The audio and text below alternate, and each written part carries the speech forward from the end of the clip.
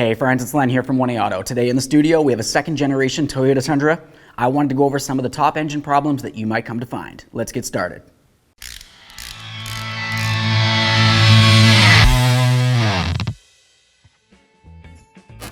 Now for our first problem, we're going to talk about oil leaks. It's going to be very common on your Tundra to have valve cover leaks.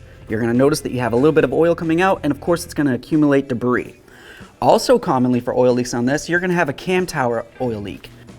If you go inside your driver's side wheel well, you can see right where I have the yellow crayon on there. Right up above it is the valve cover, and there's a gasket. And then underneath that is the cam tower. Underneath the cam tower, there's another gasket that goes down to where it mounts onto the engine or the block of the engine.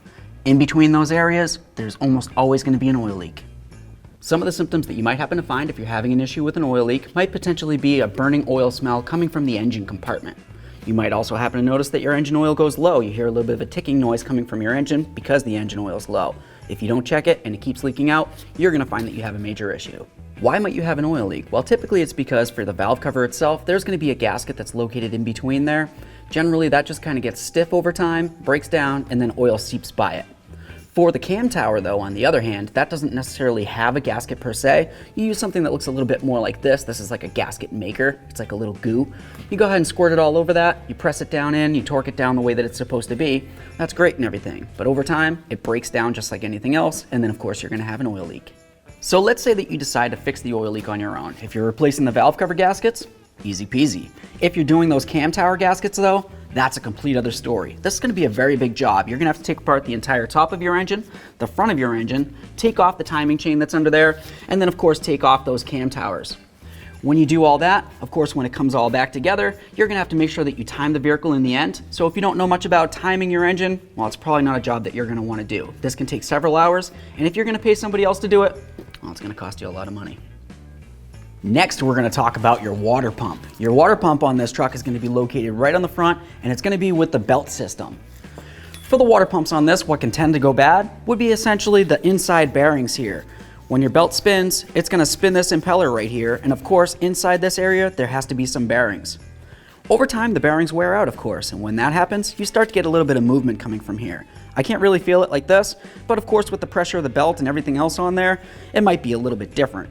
If this gets very bad, you could potentially have a coolant leak that comes from around this area here, or of course you might even have an overheating condition where this is spinning, but for some reason it's not spinning this properly, and of course it's not circulating the coolant the way that it should. If your coolant can't circulate because your water pump's not functioning properly, well, you're gonna have an issue.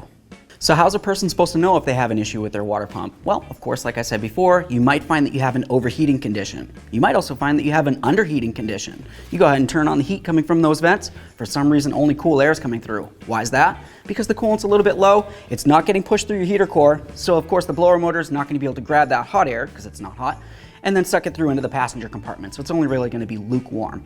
Other than that, you might happen to look underneath the truck and see that you have drips of coolant under there. That's going to tell you that you have an issue, and it's something that you're going to want to check out. So if you're having a coolant issue, you could potentially cause major damage to your engine. So for fixing the water pump on this, you're in luck. It's not really the hardest job. It is a little bit timely though, so what you're going to have to do is drain the coolant so there's no coolant inside your system. You're going to go ahead and have to take off this coolant hose, remove this, and then of course we're going to remove that belt. We'll get the fan right out of the way after that, and then you should be able to access where the water pump is, which is over to the left of where the fan mounts. At that point, you would just take the pulley off of it, which mounts right here. You would take off the thermostat housing that comes along this area, and then of course all the rest of your mounting bolts. Go ahead and take it right off of there and inspect it. After that, go ahead and clean down the engine where it mounts to, and then get ready to reinstall your brand new water pump. The next problem that's super common on these trucks has to do with your secondary air injection pumps. Now these pumps are going to be located inside the passenger side wheel well of your truck, and there's two of them. They're right here. What are the secondary air pumps even for? Well, essentially what they're supposed to do is turn on for approximately 1 minute after you originally start up the engine. What this is going to help you do is to warm up the engine quicker, so it helps with reducing emissions that come out your tailpipe and into the environment. Symptoms that you're probably going to have if you're having issues with your secondary air injection system could potentially be a check engine light that comes on in your dash. You might also notice poor fuel economy or even runnability issues. What these pumps are supposed to do is draw air in through these tubes right here, comes right down into the pump where there's a big old impeller. It's going to circulate air and then blow it out through these tubes. These tubes lead up to your engine where you have some valves. Now what can happen with these though is if you follow these tubes up, there's an area where moisture or even debris can make its way into these induction tubes right along here, work its way into the pumps, and then of course it can get circulated up through these tubes to those valves. So you could potentially cause damage to the valves, which are located inside your engine compartment, or even to the pumps themselves. Either way, like I said, check engine light, runnability issues, and decreased fuel economy. Now, a preventative maintenance tip for this would be to just go ahead and put something over it like what this person did here.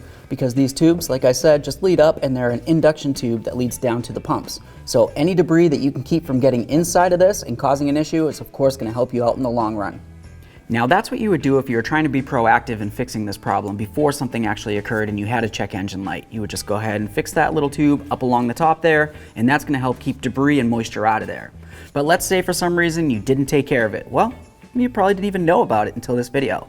If that's the case, more than likely if you're having an issue, you've got a check engine light, you've got the fuel economy issue, more than likely what you're going to have to do is replace both of those pumps that are located inside that fender well. You're also going to have to follow those tubes up here along the top of the engine. Those are going to lead to some valves that are right up inside here, and to get to those, you're actually going to have to take apart the entire upper part of your engine right here to be able to access those valves. What can happen with those valves? Well, of course, with those pumps, like I said, sucking in debris or even moisture, it's going to cause an issue where it ends up getting forced all the way up here to the valves and causes an issue with the valves as well. So if you're going to replace those pumps, you're more than likely going to have to replace the valves as well. With that said, that's going to be a very costly job. So you're going to want to be proactive and either replace those inlet tubes with the aftermarket ones or updated ones, or even just take something like what this person has here and just go ahead and carefully put it over it so that way there it keeps the moisture and debris from making its way into the inlet tubes. Okay friends, so that's pretty much what I've got for you for some of the top common engine problems on this 5.7 Toyota Tundra. I hope you learned a little something. I hope it helped you out. If it did, go ahead and smash on that like button. For me, it means the world. While you're at it, go ahead and subscribe and ring the bell. That way there you can be kept up with all of our latest content. Thanks.